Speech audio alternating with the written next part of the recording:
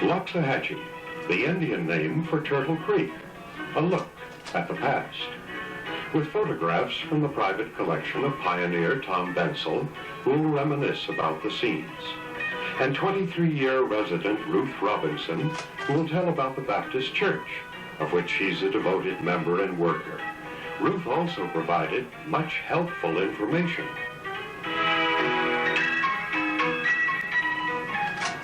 25 cents. That was the price per acre paid in 1902 by Southern States Land and Timber Company for some 2 million acres of western Palm Beach County, including the area that became Loxahatchee. The company saw a great future in farming, but much of the land was underwater. Then in 1917, construction started on Palm Beach Canal. That was the first step toward the agricultural development of the county. Immediately, the Southern Company's stockholders, including Tom Bensel's uncle, George F. Bensel, formed Loxahatchee Sub-Drainage District. And work began on the district's canals under the direction of engineer T.G. Thorgeson. This shows work on the south section of D Road Canal. 1918 saw the start of a demonstration farm and dairy, which had the first certified dairy here in South Florida. It was located between Collecting Canal and State Road 80, from D Road to just north of E. This is one of the old dairy barns with the silos, with a lot of the dairy barns, the silos, some of the cattle in Loxahatchee. Well, that's amazing, because those silos are still there along D Road, halfway between State Road 80 and the fire tower. Yeah, I asked the engineer who put them up one time how much trouble it would be to take them down. He said it was easier to put up than it would be to get them down. It looks like they're there to stay. They'll be there from now on. A picnic was held on the grounds to celebrate the opening of the farm. In the background, you can see the two-story house that stands just off D Road. It was the home of the farm superintendent, A.R. Nielsen, and his family. The house, whose roof is barely visible to the right, was Tom Bensel's home for many years. The old schoolhouse, that's what we call that familiar building, but it's really quite recent, built in 1937 and used until 1965.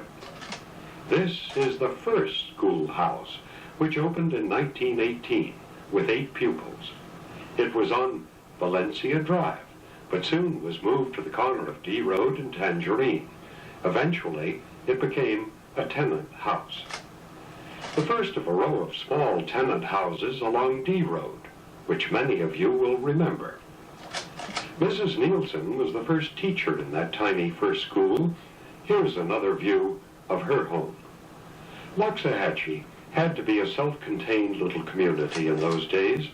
Until 1919, travel to and from West Palm Beach was by boat on the Palm Beach Canal.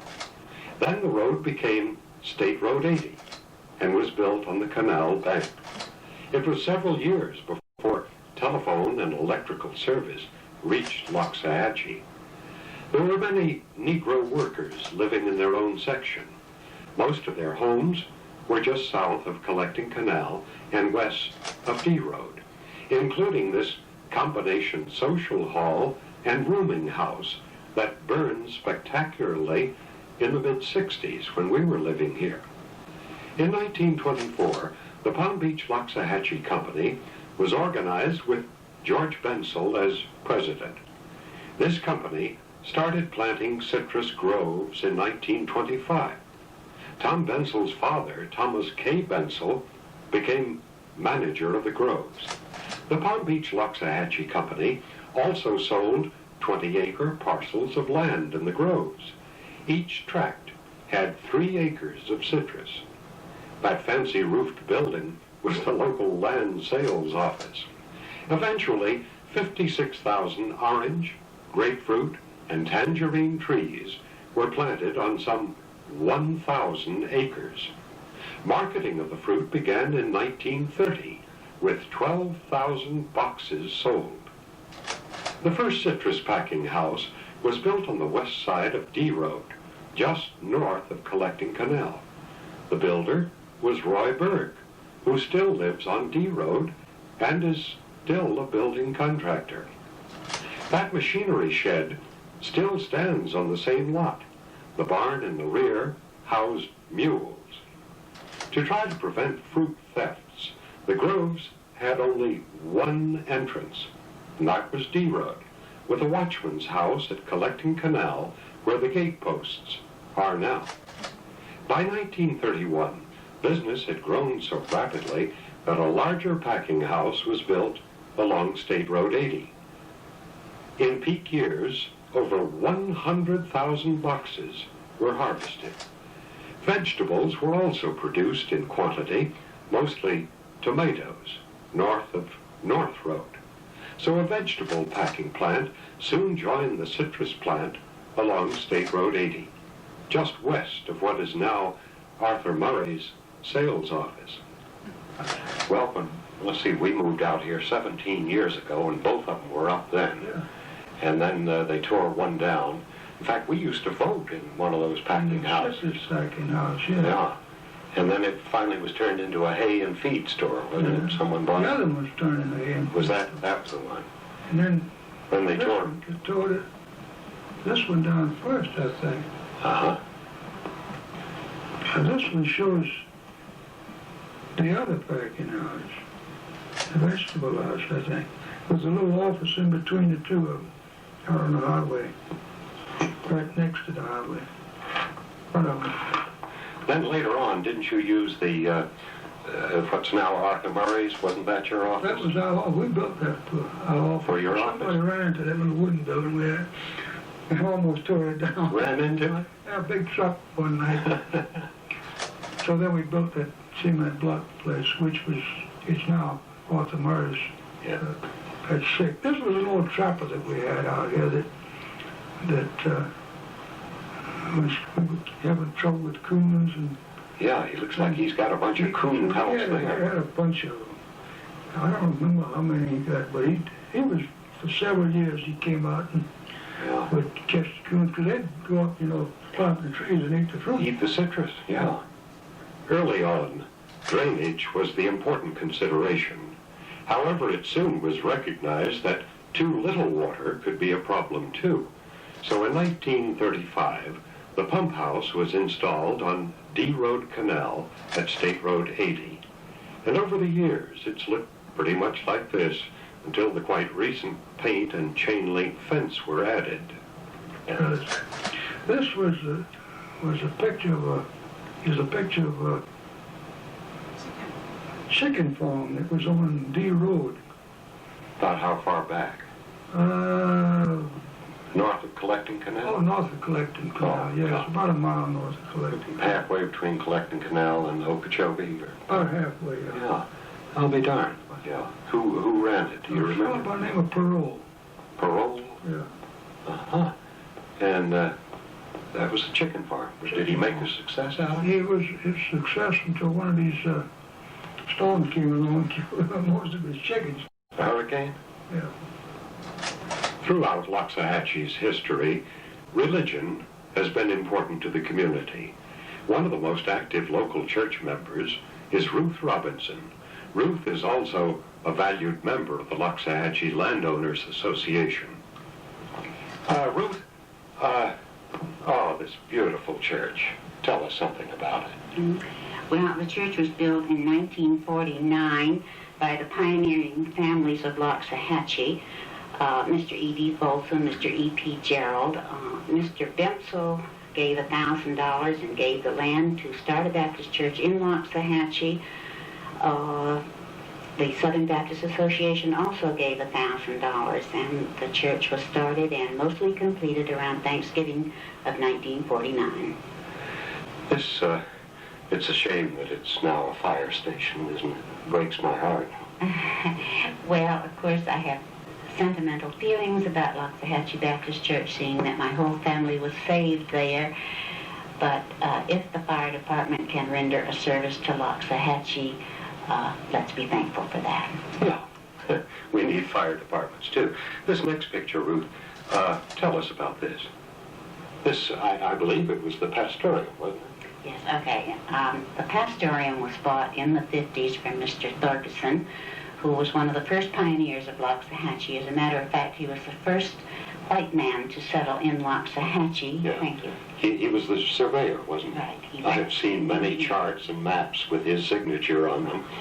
He was an engineer, that's right, and very interested in Loxahatchee and lived here for several years. He loved it so much he built a house here. Right, and later sold it to the church as a pastorium. Other landmarks still stand. The AG store was a guava jelly factory when it was built in 1954. Gary Geriel converted it to a store after he bought it a couple of years later. Since then, it's been renovated several times. The post office is also a familiar sight, although it was built long after Mrs. Thorgerson was appointed postmistress in 1918. She was succeeded by Pinckney Geriel, and in 1962 by the late Dorothy Lindelius. That is where now, well, Wise's, Duffy's, That's, I was wondering whether it was that or Gary's, because both of them have the double doors, but this is... I think that was that's Duffy's. Duffy's place now. Thank you very much, Tom Bensel, for your photographs and the information about Loxahatchee, once upon a time. And thanks to you, Ruth Robinson.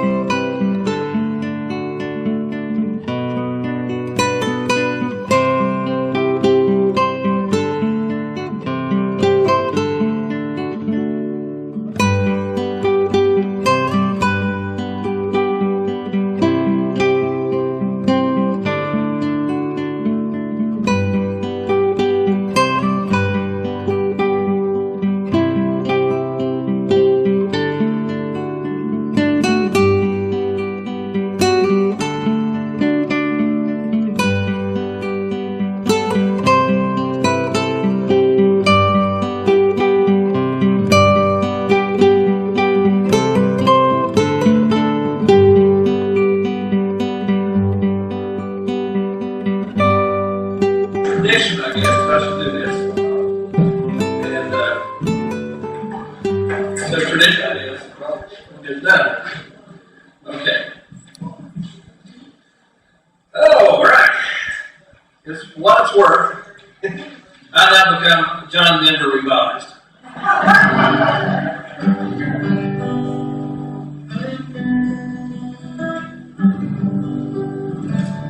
Guess close enough.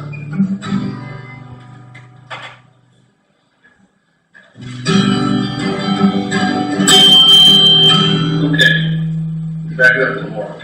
All right. You'll recognize this and sing along when I you'll know to sing along. Almost heaven, Loxahatchee. It's your paradise where life's bound to be.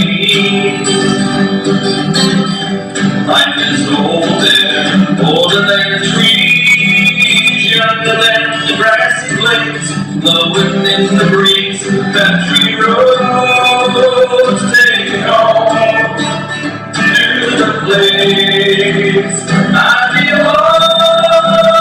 Loxahatchee, turtle waters take me home. Country roads, got that? Do it again. Excuse me. Ready? Country roads take me home to the place I belong. Loxahatchee, turtle waters take me home. Country roads, all my memories gather rather. Orange tree blossoms or surviving water. Clouds and rainbows painted on the sky. Misty warmth of sunshine, teardrop in my eye. Country roads take me home to the place I belong. Loxahatchee, turtle waters take me home. Country road, that's enough.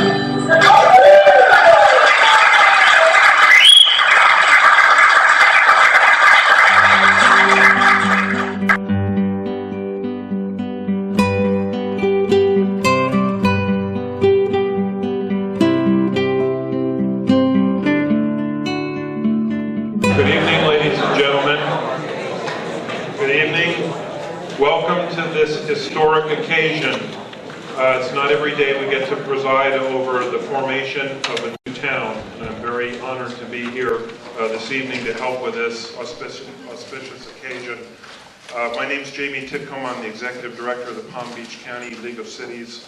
Acting Attorney David Tulsis will do the honors of presenting the incoming first ever elected town council, Loxahatchee Groves, and we would ask those elected folks to come and take their place on the stage for the rest of the proceedings this evening. So with that, David Tulsis, roll call. Thank you, Jamie. I'll call the roll. Dave Autry.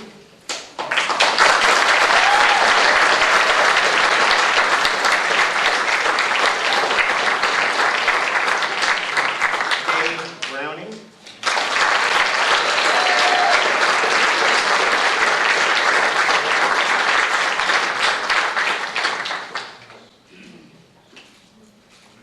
Marge Herzog.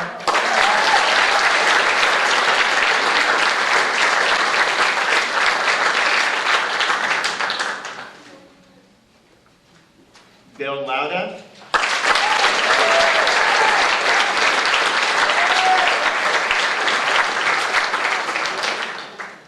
And Dennis Litt.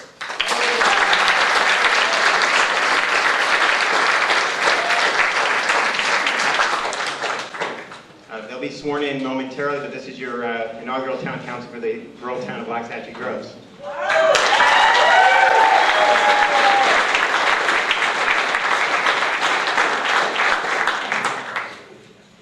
We would now ask Troop 105 to come forward and do the presentation of colors. Present colors.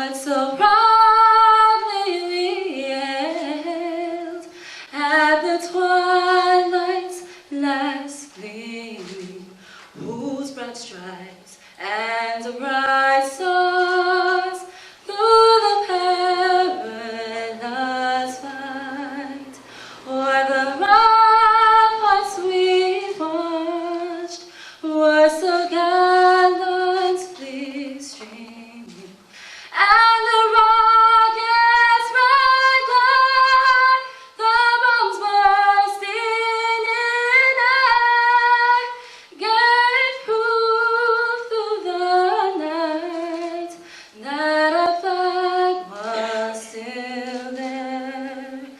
Oh, say does that star-spangled banner yet wave o'er the land of the free and the home of the brave?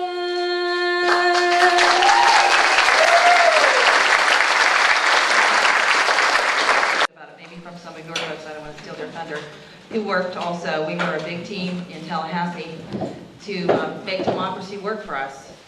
And it is historic, and it's an honor for me to be here and to recognize that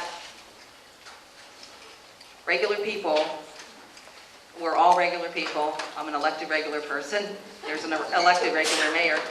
But the bottom line is, so often we think that what one person does doesn't matter, or that a couple people really can't make a difference.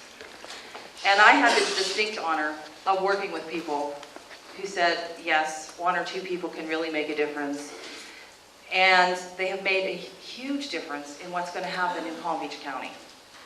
And in so doing, will affect what happens in Florida. So I say to you that I am so proud to have been part of what you did, even in some small way.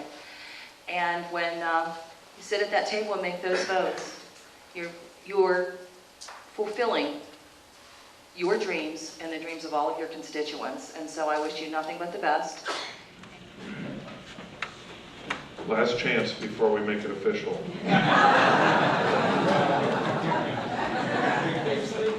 Lock the doors, nobody gets out. It's my pleasure to now introduce you to Judge Nelson Bailey, who will preside over the installing, officiating, swearing in of the first ever Town Council of Loxahatchee Groves.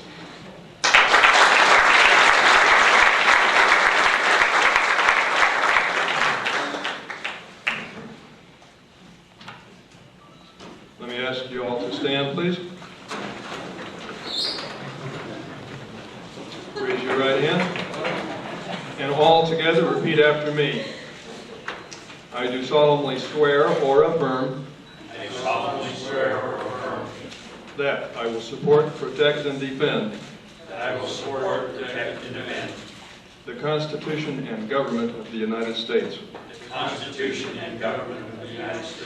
and of the state of Florida and the charter of the town of Loxahatchee Groves, that I am duly qualified to hold office under the Constitution of the state